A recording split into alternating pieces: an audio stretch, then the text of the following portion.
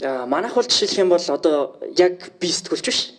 За би тэд одоо жишээлх юм бол нөгөө яг хийж байгаа үйл ажиллагаа сэтгүүл зүйн бүтээлүүд зарим тохиолдолд гаргаж байгаа юу гаргаж байгаа. Гэхдээ ихэвчлэн бидэд commercial бүтээл буюу одоо ингээд яг бизнесийн үйл ажиллагааны сурчлагын бүтээл гаргадаг ийм медиа аженси.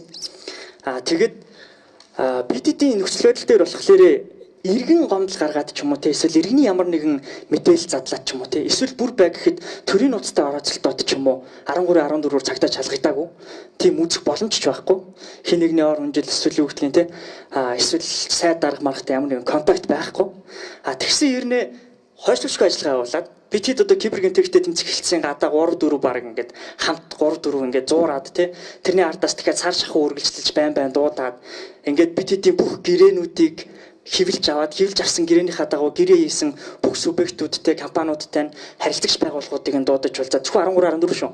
Кибергинтэгтэй хэлцсэн. Тэгээ явж хахад үүдэн дээрээс ингээд маш олон иргэн 13 14-тэй холбоотой гомдол бариад кибер дээр ирж байгаа бас яг киберийн чирэг бичлэн байл л та. Тэг ингээд ирж хахад тэр хүмүүсийн хэргийг кибер тэгж шалгадаг гэж бодож байна уу гэвэл үгүй байхгүй. Энэ манай хариалтай юм зүвшээ эсвэл ингээд хүлээлгэж байгаа л явуулаад тэнд яг иргэдэн болохоор яг тэр нэг 13 14 гэдэг байгаа заалт чинь тэр нэг өөрийнхөө үг хэлээ гараа явуулдаг багш ярьж байгаа шиг тэгж юм иргэдийн эрхийг хамгаалах гад хэрэгжээд байгаа юмыг би бол яг тэнд 3 4 хоногтой бол ерөөс хараг. Харин бидэд дээр болохоор цагтааныгийн байгууллагын ажилтнууд ямар ч завгүй байсан одоо төрийн 3 өндөрлөлийнх нь нэгнийх нь ажлын албан зөвсөн гомдлоор эхний удаад нь тэр үеийн шинэ жилийн үеэс учраас бидэд нэг удаа очиж уулзаад юутай гомдолтой танилцаа салж исэн. Хоёр дахь нь болохоор нэрийг нуцалж агаад явуулсан. Тэгээд нэрийг нуцалсан үнийг бидэд одоо болтол хараагүй. Одоо иргэний одоо иргэн талцсан бол тэр иргэнтэйгээ ядаж уулзах хэрэгтэй шүү дээ. Эсвэл одоо иргэнийхээ талаар мэдээлэл эсвэл тэр иргэний ямар эрхийг зөрчсөн талаар мэдмээр шүү дээ. Тэгтэл тийм байхгүй. Тэгсэн ирнэ энэ процесс нь ингээд зунгаарлалтад яваалаадаг. Манай иргэ одоо ч хаагдаг. Би бол одоо ингээд жижиг компани.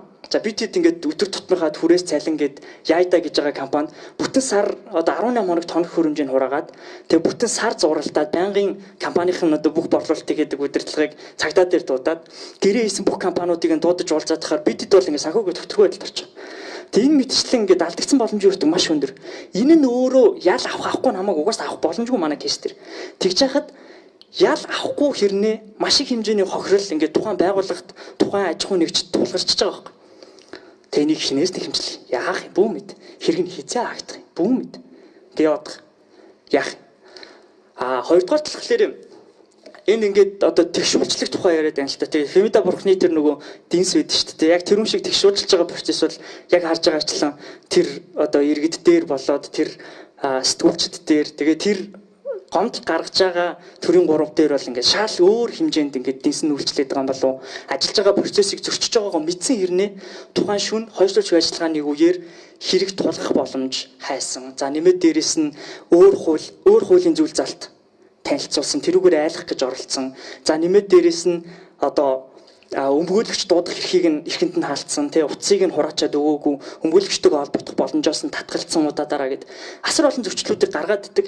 Тэгээ энэ процессийнхоо зөрчлүүдийг яг одоо яах юм тий бүү мэд. Тэгээ би яг энэ хууль нь одоо жишээлх юм бол буцаага иргэн рүүгээ орох хэвээр юм уу бүр байхгүй болох хэвээр юм уу гэдэг дээр нарийн байр сураалга тэгээ ажлын хэсгийн байгууллагад ажиллахаар одоо түрүүний одоо багш мах шиг одоо боловсролтой хүмүүс нь орж ирж одоо хийх байлгүй. Гэхдээ гол асуудал нь бол кейсээ ярьчих тэгээ кейсийг яриулчих хичээлмээр тэгэхгүй тэг ингээд цэцэрхэд хуулийн асуултууд одоо хуулийн 10 жилийн хүүхдийн ч юм уу 1-р курсын хүүхдийн асуулт суугаад тоглоом хийгээд баймарг байна. Баярлалаа.